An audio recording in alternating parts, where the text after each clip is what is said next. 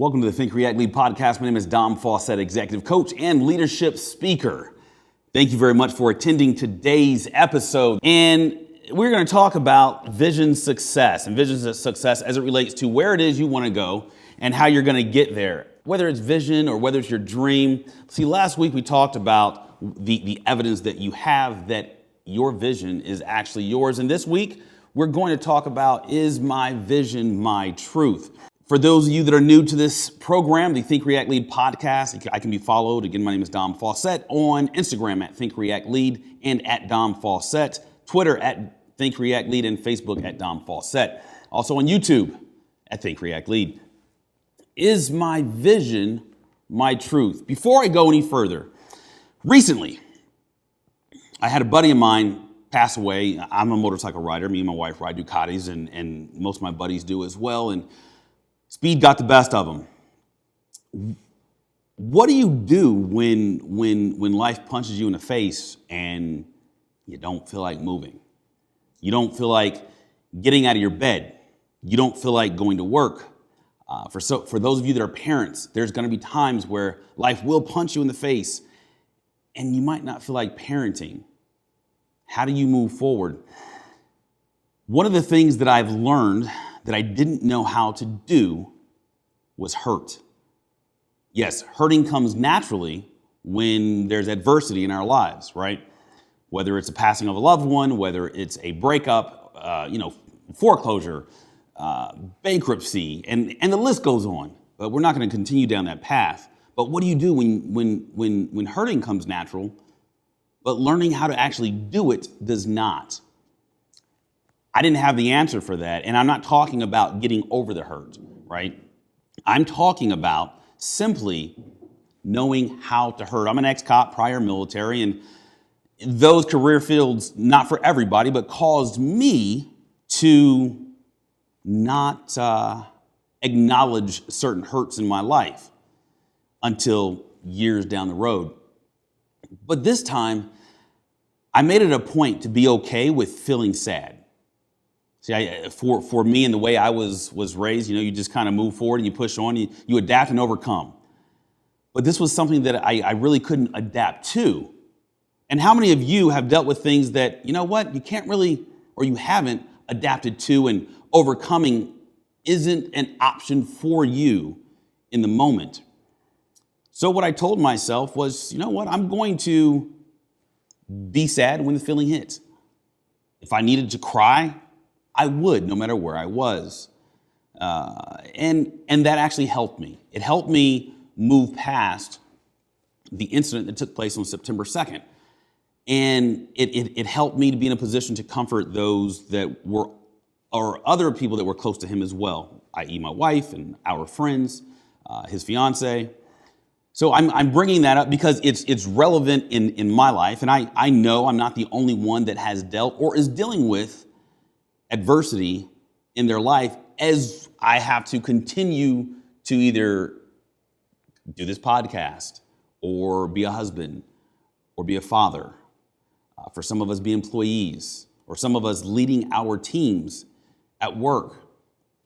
Sometimes it's not easy to put on that I'm going to call it the fictitious front, that smile that has no depth or meaning behind it, but you do it to mask the hurt or the pain that you're going through. And as a person that didn't acknowledge any of the hurts in my life until recently, I would say acknowledge it.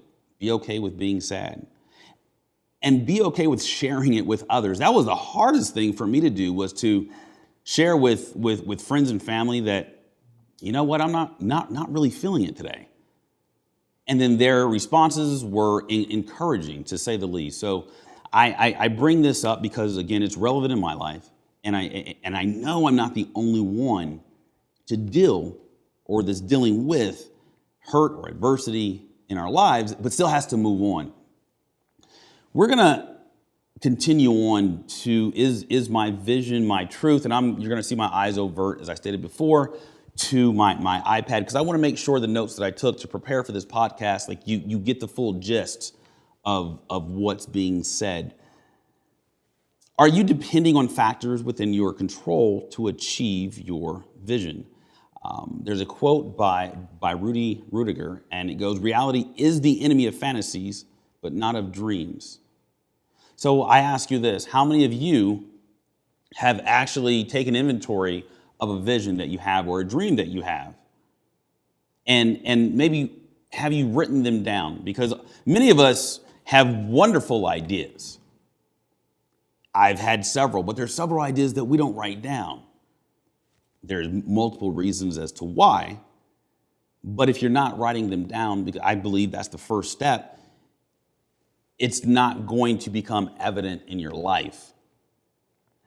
Those who turn their vision into reality typically take a different approach to their vision than those who live in a euphoric state of hope and what if. See, we've all heard that some of the best ideas lie in the graveyard. And that's because everybody has ideas. We're all birthed to do something epic on this earth. Most people do some good things. Some people do some great things. And every now and then there's a person that does something epic. We all have the ability to do it. But are you starting the conversation that you have with yourself? What if? What if I were to? Or I hope one day I can.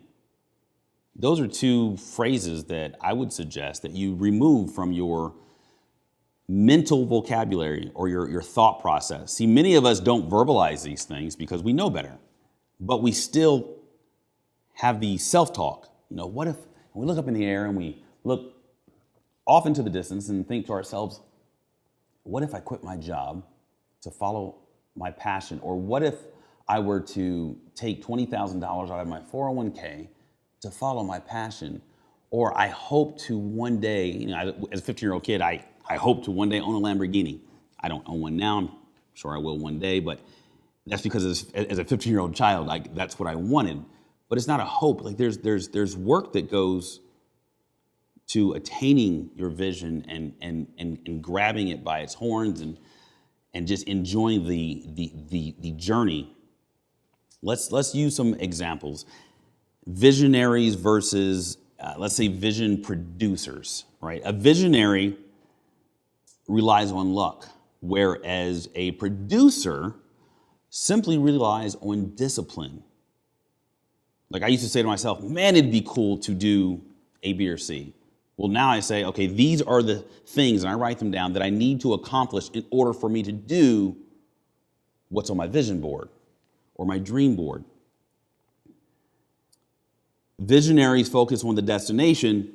A vision producer focuses on the journey. See, the destination is simply, man, I would love to have, let's say, a home.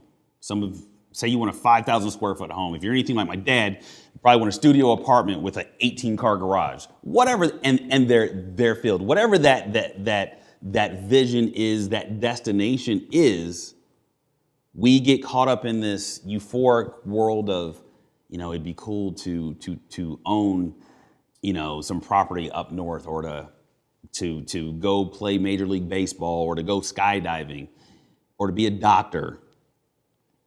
But we don't think about the journey, do you? So the journey is really going to allow you to accept whether or not your vision is yours. I have worked with clients in the past that unfortunately are in a career field that they don't want to be in, but they were pushed by their parents because their parents thought it was the best idea for them.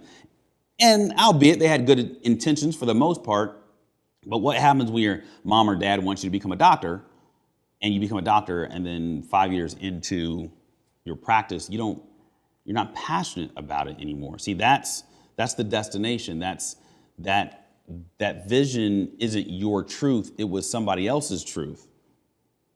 And that happens so often. So you focus on the journey, you have your step-by-step process on how you're going to get there. And during your focus on the journey, very quickly you decipher whether or not, is this something that I want to do?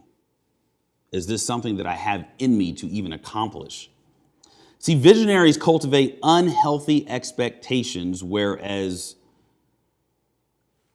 Vision producers cultivate healthy discontent. See, when you have unhealthy expectations, it's very easy to kind of fall back into complacency. Because once you hit that brick wall, as you're going down your path towards your vision or vision success, it knocks the wind out of you.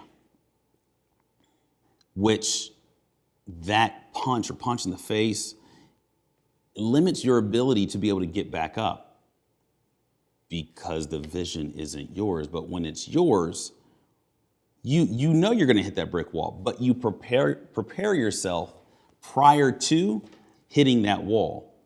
And I remember being on deployments, I would see teams go in and they would know the wall is going to be there, but they came prepared. Whether they had det cord and they would line the door and blow the door off its hinges, or they had a guy twice my size that would have this ram and knock the door down. Right? We came prepared for that wall, and we knocked it down, and we engaged, and we kept moving. A visionary minimizes the value of work, whereas a vision producer maximizes the work they do. So when I say minimizes the value of work, and I used to be in this position, I used to say, you know what, I'm just going to do it. And then I would start to do it without any sort of plan. And the next thing you know, I don't have the energy to move forward because I never prepared for the work that needed to be done. But when I maximize the work I do, it allows me to streamline my intentions, and I get laser focused on what it is that I'm doing, and I don't become distracted. For example, creating a book. I have a book called Think, React, Lead, When Success and Accomplishments Aren't Enough. I made sure that for the time or the days during the week that I would spend on that book, I had nothing else going on. Or when I'm prepping to go speak, I make sure that hours before I have nothing else going on, because there's a lot of work that goes into, let's call it the glam and the glitz. We've all seen a speaker on stage, and most of them, a good speaker will look poised, they're professional, they look like they know what they're talking about. They know, because they do know what they're talking about. But most people don't pay any attention to, and it's not your responsibility to, pay attention to the hours upon hours of work that goes in prior to that 30 to 45 minute keynote. And then the work that goes in afterwards, right? But that's, as a speaker, right, or as a coach, you know that there are things that the work that I have to put in, things I must do to be great or epic at what it is that I'm passionate about. A visionary creates inertia, whereas a vision producer generates momentum. That's kind of self-explanatory. How many of you are just creating inertia in your life, right? You want it quick, you want it done, but it's never done right when you go that route. Like, the energy's there. It's almost like motivation. Like, how many of you have gone to a speaking engagement or saw a commercial or a television show or even a podcast, listen to a podcast, and you're motivated, but then 2 hours later, you haven't done anything with that motivation? That's that inertia I'm referring to. Momentum.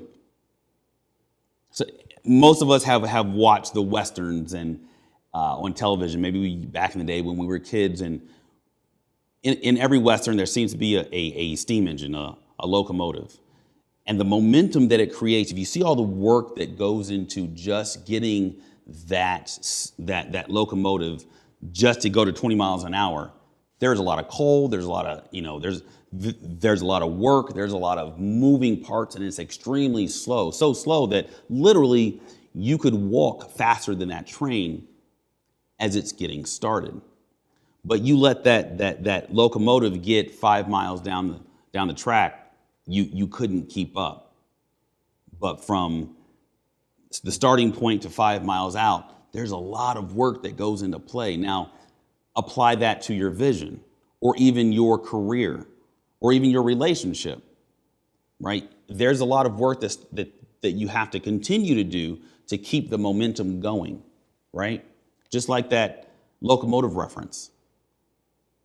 That locomotive, as it's moving forward, and I'm utilizing the cowboy or the Western, that 1920s, 1930s era. I'm using that because the men in that time had to scoop coal into the train to keep the fire going and to keep it hot. Well, in your business, whether you're an entrepreneur or you're a corporate gal, it doesn't stop. You have to continue to maintain that burning of that fire, right? To get and keep yourself going. That's momentum. But what do you do? Like I said earlier in this episode, what do you do when you don't want to shovel anymore coal? What do you do when you don't want to go any further? You can't stop. You've come too far to stop now. And I kept telling myself that each morning that I was laying in bed, like I would wake up, and for a split second, I would forget about the hurt. And then once the hurt, I was reminded that my buddy's no longer here, like I had this emptiness in my stomach. And I had this numbing sensation in my heart. Like I just couldn't feel, but I knew that I had to keep moving. I knew my feet had to touch the ground. They had to touch my carpet. Then I had to put on my sneakers and I had to go outside to get some oxygen. Like I knew that I needed to keep moving. And then I knew I needed to do the videos that I do on YouTube or Instagram and Facebook. I knew I needed to post, and I knew I needed to read a book. And there's just things and I knew I needed to get to the gym. Like I just had to keep moving even though I didn't want to. So my ask to you is that, yeah, you got a vision. And if you haven't put it into play, start. My ask is that you put it into play. My ask is that you stop being a visionary and you start being a vision producer. There's so many people I'm 39 at the time of this podcast, and there's so many people I come in contact with between the ages like 32 on up, and they know that they have to get engaged with the social media game, if you will, but they're afraid to. Just like I was. They struggle. They don't know what Instagram, Facebook, do I tweet, do I Snapchat? What, do I just stay on LinkedIn? I need to do videos. I'm afraid to do videos. I have a product, but I don't know how to get it out there. But everybody's charging me thousands upon thousands of dollars. You don't need to do that. You can do it on your own. Just start. Pick a platform and use it. You don't need to do all of them, just do one. Don't be a visionary, be a vision producer. See, don't wait. A visionary waits. A vision producer initiates. And that goes back to me suggesting that you just start, whatever it is. There's a phrase we used to use in the military called comfort kills. And obviously we use it in the military and law enforcement because if you're comfortable, that means you're not in the game, you're not dialed in. It's a metaphor now for me, and comfort kills visions. Comfort kills dreams. If you're comfortable, and you go home, some of you grab your beer, grab your wine, and you sit in front of the television, that's comfortable.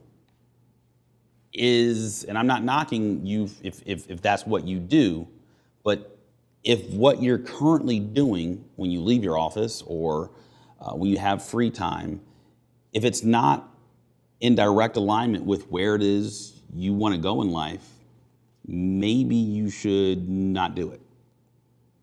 I had a client last night, and I asked, how many hours do you spend on social media? And he's like, I only spend, 4 hours, maybe 5 hours a day on social media. Well, you do the math. 4 times 10 is 40 hours.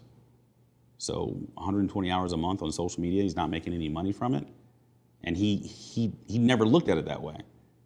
But I need you to really kind of pull back the layers of what it is that you're currently doing in your day-to-day and reevaluate what your actions are currently doing for you and what results you're getting.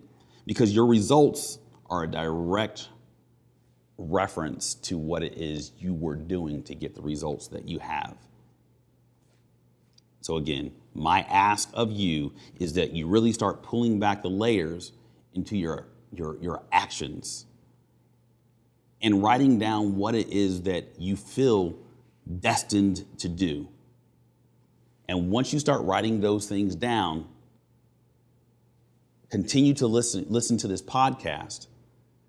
We'll have further instruction in the next episode on how to actually get from where you are to where you want to be, and understanding whether or not your vision is your truth. Is it yours or is it somebody else's? And that somebody else could be your husband. That somebody else could be your wife. You could be 45 years old and it could still be your mother, because you feel that you need to do A, B, or C as it relates to your vision, your dream, your goals. Again, my name is Dom Faussette. This is the Think, React, Lead podcast. I'm an executive coach and leadership speaker. Please follow me on social media. You have Instagram, Think, React, Lead, and at Dom Faussette. YouTube, Think, React, Lead. Facebook, Dom Faussette. And if you want a copy of my book, the link to the copy of my book is on my Instagram page. The name of my book is Think, React, Lead, When Success and Accomplishments Aren't Enough. My hopes are that you have a wonderful day, and I look forward to seeing you on the next podcast. I'll talk to you soon. Bye-bye. Hard work.